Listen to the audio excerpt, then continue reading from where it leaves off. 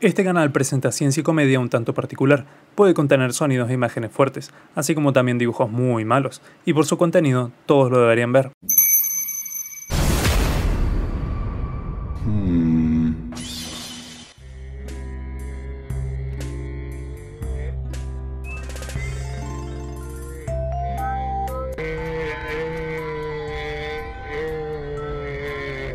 Quizás nos olvidamos de que somos animales debido a que vivimos en sociedades bastante estructuradas, donde prácticamente solo vemos otros humanos, con la excepción de algún gato o perro o alguna clase de mascota rara que pueda llamarnos la atención, como los monos aulladores. Pero en realidad, el no estar recluido en alguna cárcel de cemento y metal debe ser la ocurrencia más común de todas en el mundo, para cualquier otra especie. Desde dos plantas diferentes que no se conocen y no pertenecen a la misma familia, pero sí se relacionan entre ellas, hasta dos animales completamente distintos como lo podrían ser los pingüinos y los elefantes marinos. Lo común de estos casos es que ambos existen en el mismo lugar y no se puede pretender que realmente uno se diferencie del otro como para crear su propia ciudad o su propia sociedad, sino que el interactuar, sea de manera obligada o electiva, es parte de la norma.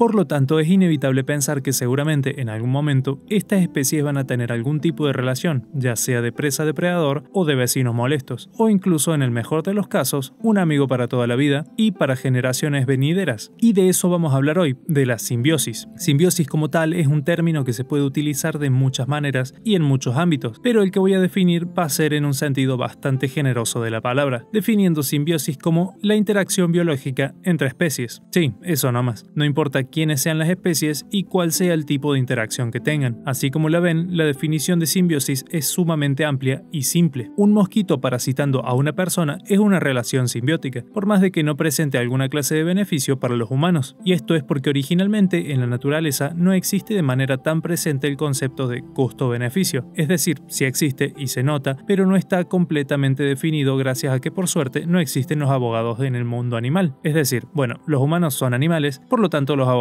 también son un tipo de animal humano que estudia leyes, pero bueno, a lo que voy con esto es que por lo menos no hay otras especies que se dediquen a esta clase de carreras donde uno vende su alma al diablo. Por lo tanto, no hay una burocracia estricta, escrita ni asentada en papel que aclare que los seres vivos desarrollan a cabo actividades con otras especies diferentes con la necesidad de alguna clase de beneficio o liberarse de todo perjuicio. Esto significa que básicamente las líneas en el mundo animal están bastante borrosas. Hay veces que todas las partes involucradas pueden beneficiarse. Hay otras en donde una parte únicamente es la que se beneficia y las otras realmente no ven un detrimento, pero tampoco beneficio alguno. O están otras donde una sale ganando y otra claramente perdiendo. Estas tres, en orden como lo fui diciendo, son llamadas mutualismo, comensalismo y parasitismo. Estas no son las únicas relaciones simbióticas que hay, pero sí suelen ser las que más se presentan ante todo el mundo o incluso las más fáciles de ver y observar. Aunque también hay que dejar en claro que existen otras como por ejemplo la ectosimbiosis y la endosimbiosis, que hacen referencia a dónde se realiza esta interacción, ya sea por fuera de ambas partes o una dentro de otra, cosa que suena un poco horrible y puede serlo, pero hay veces que no es tanto así como suena. También hay distinciones referidas a la duración de la relación, como por ejemplo temporales o permanentes, si es que acaso son obligatorias para sobrevivir o si es que son facultativas. Muchas de estas interacciones también traen consigo el hecho de que, a la hora de evolucionar a lo largo de grandes periodos de tiempo, estas relaciones se notan e impactan de sobremanera sobre las especies. Es decir, pensemos en el caso de algún animal grande como una vaca o un elefante que no puedan llegar a librarse de parásitos externos por sí mismos, pero por suerte se ven gratamente acompañados por alguna especie de pájaro que los come. Si es que esta interacción se mantiene a lo largo de las generaciones, lo más seguro es que tanto los pájaros como estos animales grandes terminen relacionándose de manera más profunda de lo que nos imaginamos. Los pájaros van a tener una fuente de comida constante si es que se mantienen cerca de ellos, y estos animales se van a mantener relativamente desparasitados si es que estos pájaros siguen su dieta. En el hipotético caso donde desaparece alguno de los dos, el otro puede entrar en grandes problemas, o no. El animal grandote puede encontrar otro pájaro y el pájaro puede encontrar otro animal, pero estas son relaciones que se forman a lo largo del tiempo, así como también hay parásitos exclusivos para ciertas especies o parásitos especializados en cosas tan particulares como patrones en los huevos y hasta la textura de las plumas, siendo que a su vez cada relación puede ser mucho más compleja de lo que uno simplemente puede ver, siendo que a veces es imposible encasillar a la simbiosis en alguno de los conceptos que mencioné.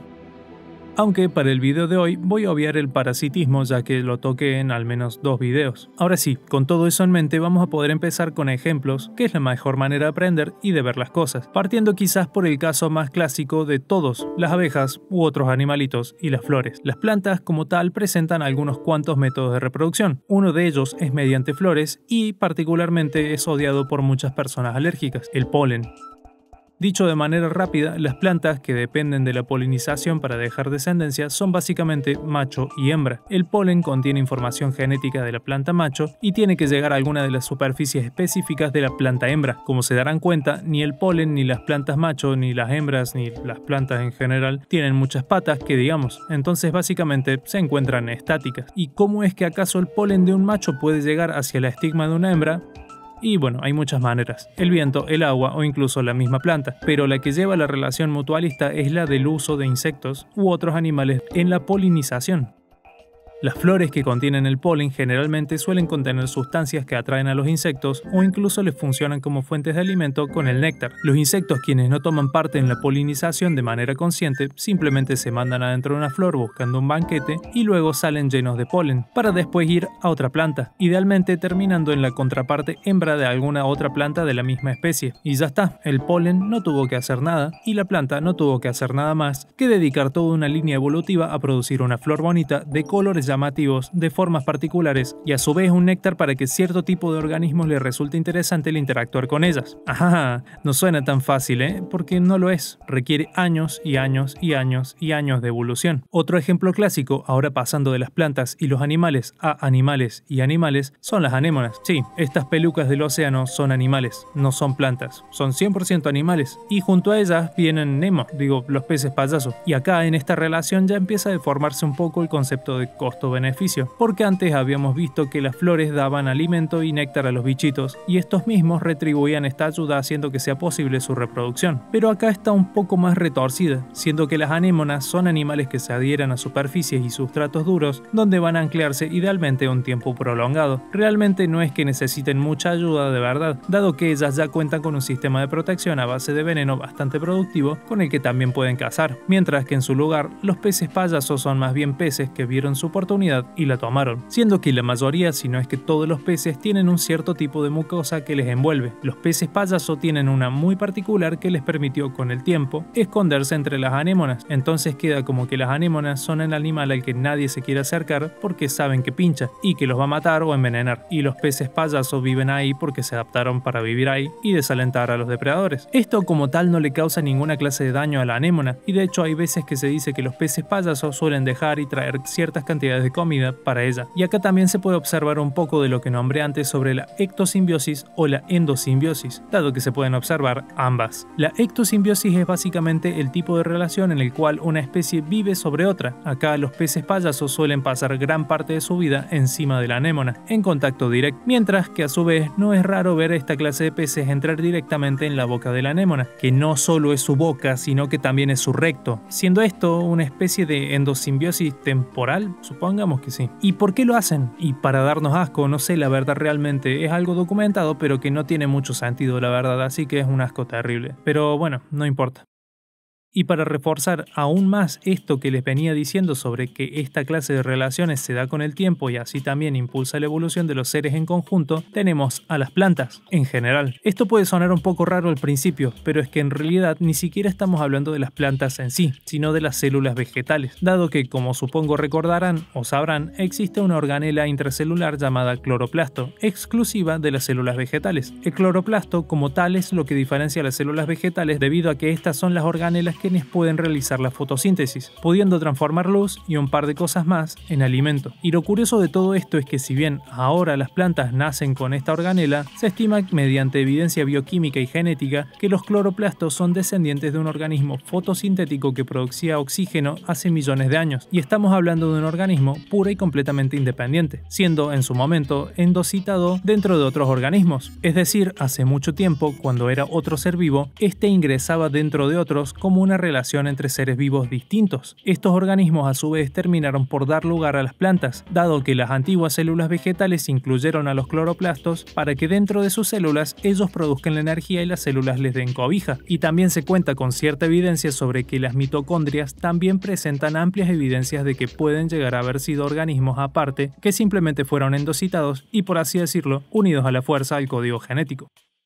Y entre otros ejemplos más que hay por ahí, que no son tan famosos, pueden estar los animales con bacterias, como lo es el caso de los sepiólidos. No las sepias, sino los sepiólidos, que son bastante parecidos, solo que mucho más pequeños con menos de 10 centímetros, e incluso hasta 1 centímetro. De todas maneras, lo importante es su relación particular con una bacteria, la Alivibrio fischeri, me salió bien, que es una bacteria bioluminiscente que se aloja en los órganos y superficies del sepiólido. La bacteria recibe aminoácidos y azúcares necesarios para subsistir, y estos amiguitos se benefician de que las bacterias son bioluminiscentes, ayudando a disimular la silueta de estos animalitos cuando están a la intemperie, siendo que por su tan pequeño tamaño no pueden defenderse de muchas más maneras que simplemente evitar llamar la atención.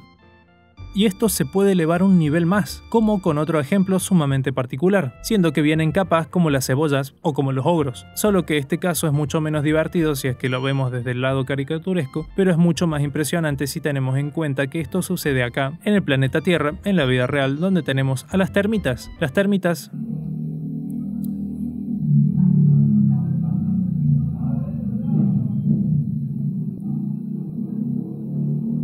Las termitas son un tipo de animal que, como seguramente sabrán, consumen madera. La madera es un tipo de comida no muy extendido en el mundo animal, porque contiene celulosa, lignocelulosa y hemicelulosa. Estos compuestos son particularmente difíciles de metabolizar. Estos compuestos son bastante difíciles de metabolizar, y la termita no es que tenga un sistema gástrico especial por sí misma, sino es que dentro de ella posee un par de protistas llamadas, perdón por esto, triconinfidas. Tampoco tan difícil. Y estas protistas que se encuentran dentro de las propias termitas y otros animales que comen madera, tampoco es que vengan solas, sino que poseen una variedad de bacterias que tienen que acompañarlas para sobrevivir. Es decir, la termita mastica y come parte de la madera. La madera termina llegando a las protistas dentro de ella, quienes consumen esto, y a su vez las triconinfidas tienen bacterias dentro y fuera que les ayudan a sobrevivir, dando algo así como simbiosis al cubo. De igual manera, no es como si nosotros los humanos no tengamos dentro millones de bacterias beneficiosas, ¿no? Y para cerrar con quizás la muestra no más extraña, pero quizás sí más tierna y pintoresca de todas en el video, tenemos a las ranas y las tarántulas. Estas diminutas ranas de apenas 2 centímetros que tienen el nombre científico de este sí que lo leo mal, Chiasmocleis ventrimaculata, cuyo hábitat es la propia Sudamérica en partes de la Amazonía como Brasil, Bolivia, Colombia, Perú y Ecuador, siendo que ellas tienen un tipo de arreglo muy particular con tarántulas que las triplican en tamaño, dado que ambas especies depredan en el mismo terreno y a su vez se complementan de una manera excelente. Entonces, ¿qué clase de relación tienen para que la tarántula que come otros anfibios no coma a la rana y la rana no huya despavorida de una bestia enorme de 8 patas peludas horrible que parece haber salido del último y más horrendo círculo del infierno? Bueno, pasa que las ranas particularmente se amigan con alguna tarántula y pasan a vivir a su guarida, donde ahí cuidan a los huevos de estas arañas, dado que estos pobres huevos son el tentempié favorito de las hormigas, cosa que son el refrigerio favorito de las propias ranas. Entonces ambos se benefician. Las arañas pueden procrear sin tener muchos problemas con las hormigas y las ranas pueden comer sin tener muchas preocupaciones con respecto a otros depredadores, dado que nadie se acercaría a una de estas criaturas del apocalipsis. Así que bueno, eso nos enseña que hay que vivir con tarántulas y comer madera.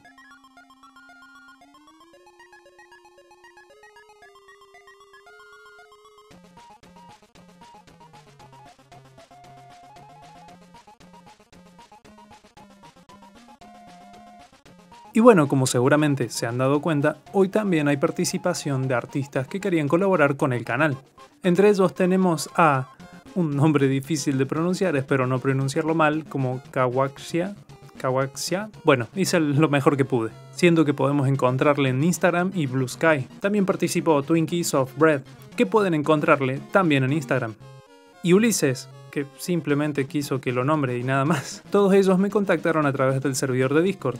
No puedo asegurar nada sobre nuevos contactos dado que ya estoy saturado, pero si quieren entrar y formar parte de la comunidad están más que bienvenidos. El link está en la sección de mostrar más del canal o algo así, no sé, búsquenlo. Chau.